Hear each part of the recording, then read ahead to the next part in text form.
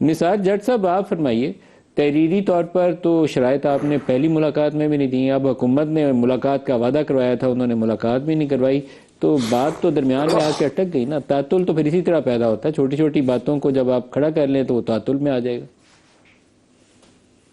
جی بسم اللہ الرحمن الرحیم۔ سب سے پہلے تو آپ کا شکریہ جی، اور میں اپنی بات کا آغاز کرنے سے پہلے مطلب کہ ہمارے چھوٹے بھائی ہیں دانیال، ان کا میں جو بیان سن رہا تھا، میرا خیال ہے کہ یہی بنیادی وجہ ہے مطلب کہ غیر سنجیدہ رویے کی۔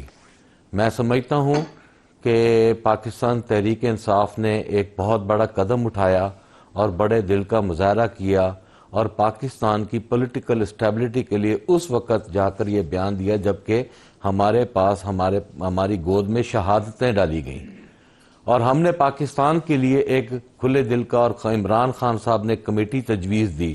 میرا خیال ہے کہ یہ اخلاقی جواز ہونا چاہیے کہ دونوں جانب سے دلی کا مظاہرہ ہونا چاہیے۔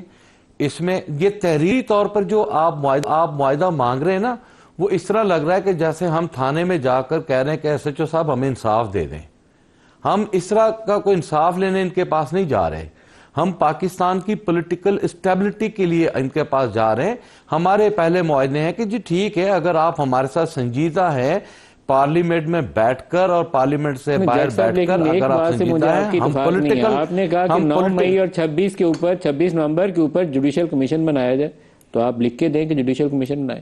آپ کہتے ہیں ہمارے پولیٹیکل پریزنرز رہا کریں، پولیٹیکل پریزنرز کی لسٹ بنائیے اور ان کے سامنے رکھ دیجیے۔ یہ دو مطالبات ہیں نا، تو دونوں تحریری طور پر دے دیجئے، اس میں حرج کیا ہے؟ نہیں ندیم بھائی میری بات سنیں، اس میں لکھ کے دینے والی کون سی بات ہے؟ پوری قوم کو معلوم ہے، دو مطالبات سامنے آئے کہ ہمارے جو سیاسی حسین ہیں ان کو آپ رہا کریں، ٹھیک ہے جی۔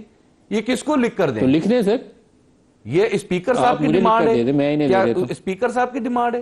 دیکھیں یہ تو کوئی بات نہیں، مذاکرات چل رہے ہیں، دو فریقین آمنے سامنے بیٹھے ہوئے، ایک فریق دیکھیں ندیم صاحب، جس کمیٹی روم میں بیٹھے نا، وہاں پر جو آپ نے بات کرنی ہے وہ تحریر بننی ہے وہاں پر، اور وہ تحریر بن چکی ہے۔ اس میں لکھ کر دینا ان کی شرائط جو ہے، یہ میں نہیں سمجھتا کہ یہ اتنے بڑے معاہدے میں یا اتنے بڑے پولیٹیکل ایک سسٹم میں آگے بڑھنے کے لیے یہ شرط ان کے لیے کوئی لگانا ضروری ہے۔ یہ تو غیر اخلاقی بات ہو گئی۔